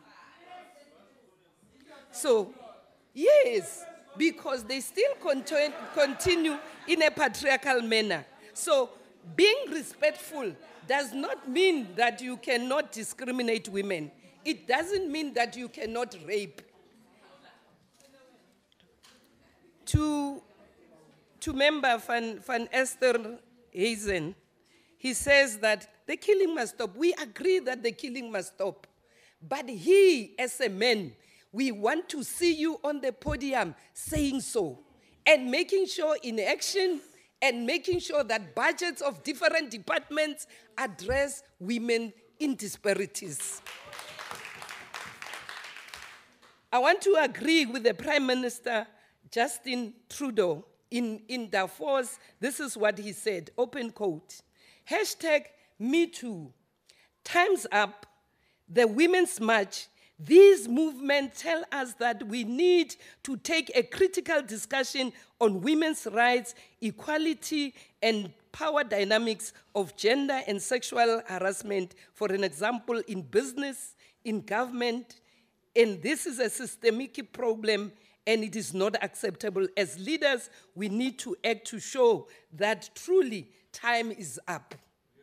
If a man of his stature can agree that time is up for men to oppress women, it means patriarchy is a very serious matter. Patriarchy comes in many forms, and it is one of the pillars of capitalism. Not only capitalism, but also communism, because women, even under communist countries, were never liberated out of patriarchy. They were still oppressed. That is why when women are in charge, you'll hear men, making negative comments. That is a patriarchal attitude. So when men come here and pretend that they support women, that is not acceptable. I think Trudeau agrees with me by saying men like these need to be exposed and they need to be dealt with. And I think what he wanted to say is that we need a new system that is going to overthrow this system that makes women properties. And I want to dedicate my speech to two gallant women, which is Mama Sisulu and Mama Winnie Mandela. Women who came out of difficulties and fought against patriarchy. And it is unfortunate that we have people in our midst who used to stand up against them. I want also to agree with other speakers that said the systematic issues that we find in patriarchy, which is in education. In education, women are forced not to take up maths and science in these subjects, and they are always told these are difficult subjects. Those are final words of saying, don't come in, because this is only meant for men's for men's sphere. And this is not for the first time that it has been raised, this thing sharply. The difference is that Trudeau is a male person who raised this matter. Women have been raising it for centuries, since the primitive times. When men acquired property, women raised the issue of oppression, and they refuse to be abound by this structure, we find that there were women that came out openly, even defying the monarchy during the period of monarchists, because patriarchy even then prevailed in monarchy times. Patriarchy must be fought socially, ideologically, systematically, culturally, and structurally. And this means public institutions and nations that have to remove it has to be gender sensitive and do not disadvantage women in any way. Women, wherever they are, they should not be disadvantaged on the basis that they are women and poor. All budgets of different departments must be mainstreamed and assessed critically to benefit women. In all these budgets that we are passing today, most of them are not helping the women to go out of poverty. The face of poverty in South Africa is still a woman's face. And that yoke is in unemployment and inequality. Our villages and communities still have women doing domestic work without pay. It is our mothers who still, in large numbers, in informal sector economy and in the street fending to fend their families. Our women work under harsh conditions in farms and in mines. Our young women who cannot go to Institute of Higher Learning, work in shops, restaurant, financial sector, and everywhere else, earning very little as casual workers. To us, empowering women economically will mean women must access finance and not be exploited by financial institutions in paying high interest rates for loans. We want women to be able to use computers in their villages, to be taught basic technology for their survival as they enter the fourth industrial revolution. Let us advocate to improve safety for women in schools, universities, factories, homes, and in parliament. We must develop firm property rights for women, and it is the right of women to own land.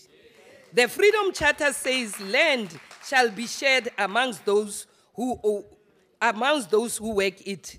The majority of farm workers are women. They must own the land they work it. We must remember that as we seated here, more women are dying in the hands of our males in our country. Among the many recently murdered is Lindiwe Sibiya, a 31-year-old mother of two, who was allegedly locked in a house by her suspect husband after an argument. She was found dead with 17 stab wounds on her body, but the husband is now out on 5,000 rand bail for allegedly killing her, claiming she killed herself because they had an argument. The story of Lindiwe is one of many sad stories of past recent killings of women. We call on the law enforcement agencies to arrest all perpetrators and not to be limited when applying justice on such criminals. In conclusion, we want to see all our male folk standing up and stopping other male folk for violating the rights of different women everywhere, in professions, in all the professions of this country. We want to see our male folk fighting against the violation of women's rights. Our men should not hide behind culture as if culture is in any society is stagnant. Tumamina President Ramaphosa to go and change the mindset of our male folk. The ANC accept the budget vote 13. Thank you very much. We'll proceed to the Honorable Minister.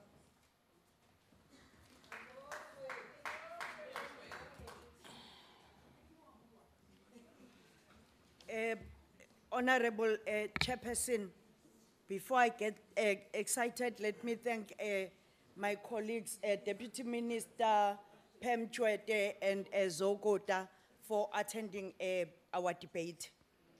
Let me also thank our acting DG, as well as or Shoki, as well as the special advisor, Dr. Makasela,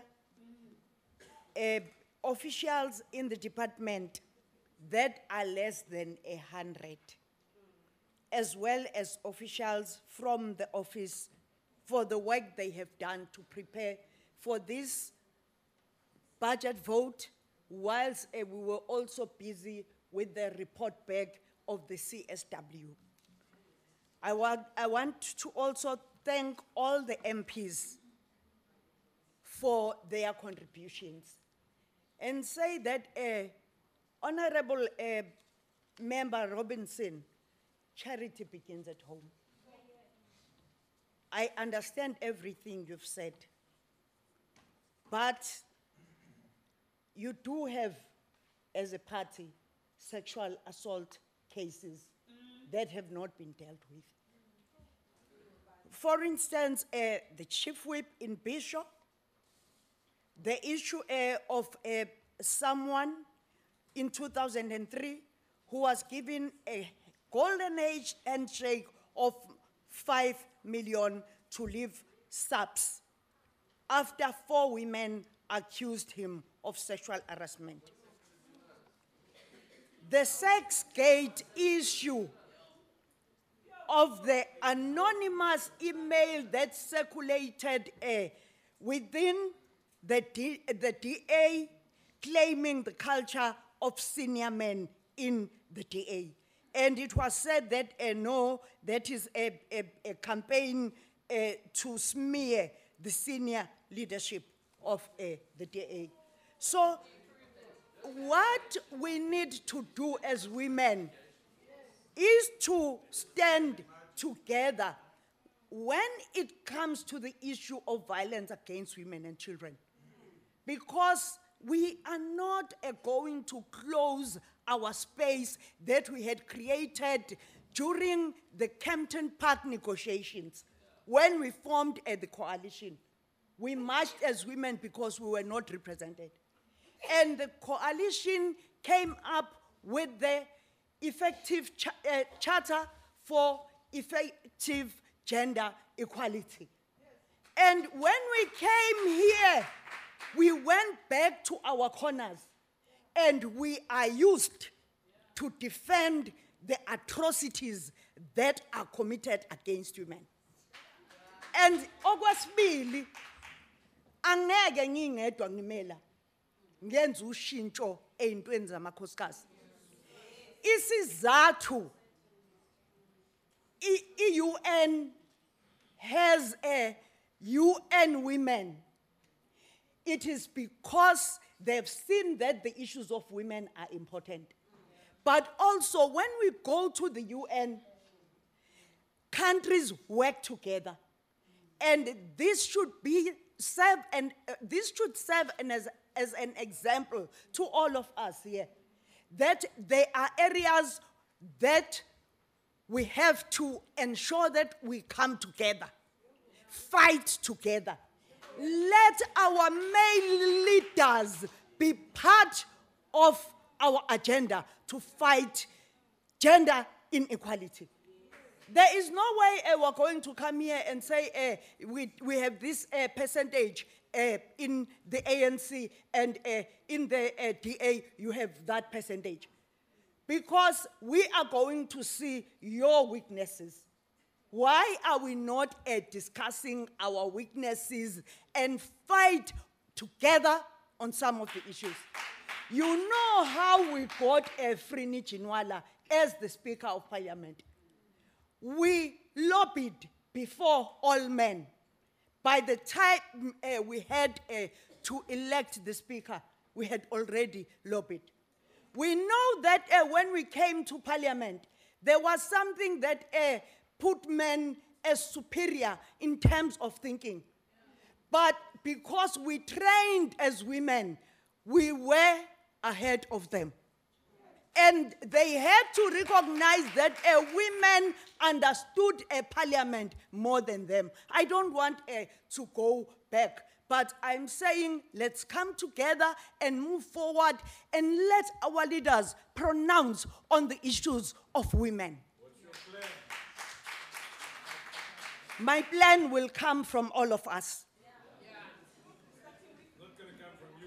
Mina into engiyenzile njengonkosikazi ngikhulumile noma kaMduduzi and ngisazokhuluma futhi naye uMduduzi. Kodwa into engiyaziyo angizuphushwa ngiphushelwe khoneni ukudefenda into engayi understand. And enye into engifuna ukuyisho ukuthi abantu aba-resign or move them from one area to a municipality or make them resign when they are in the process of divorce pushes the responsibility back to the society. It does not remove it. So, pushing the issues of sexual harassment is a gender-blind approach. It is not a gendered approach. So singacabanga ukuthi uma ngabe siphusha abantu kalula bahambe siyakwazi ukudila nama issues gender violence. Amongst our strategic areas of focus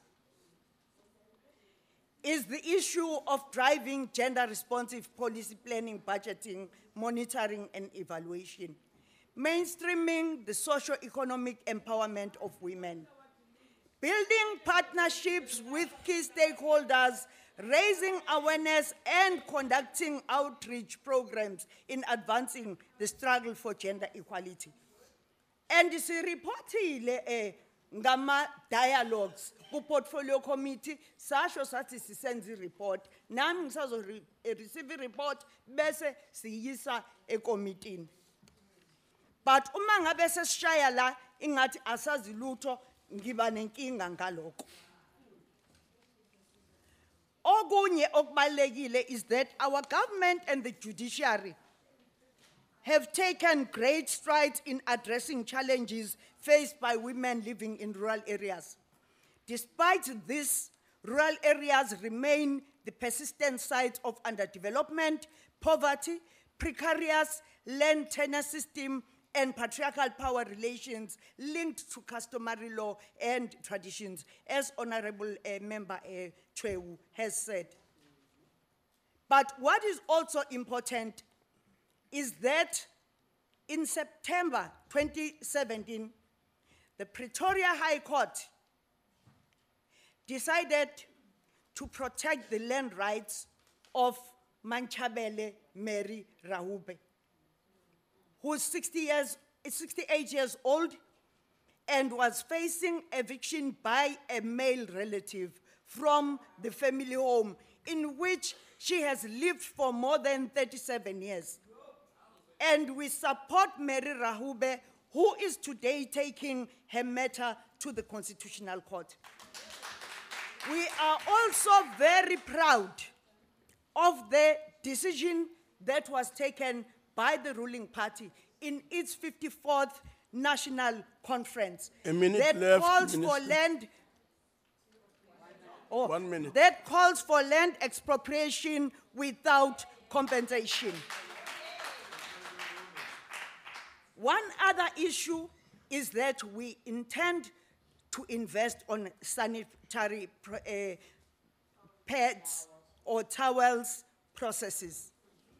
And we want to assist women to make business out of this. And also, 28 to 29 this month, we have the first of its kind, the symposium on menstrual health management. And it's being driven by the UNFPA. And lastly, Chairperson, a key imperative of the department in the current financial year is to develop a gender-responsive planning and budgeting framework across all spheres of government. Time has expired. Yes, that we have started doing. Thank you, Chairperson. Thank you very much. As we move towards concluding our business, please allow me to thank our leader, Mayor Sophie de Bruyn, the minister and the department, as well as the guests for having been with us, having taken time to be with us in this budget vote. This therefore concludes the business of this plenary. The meeting stands adjourned.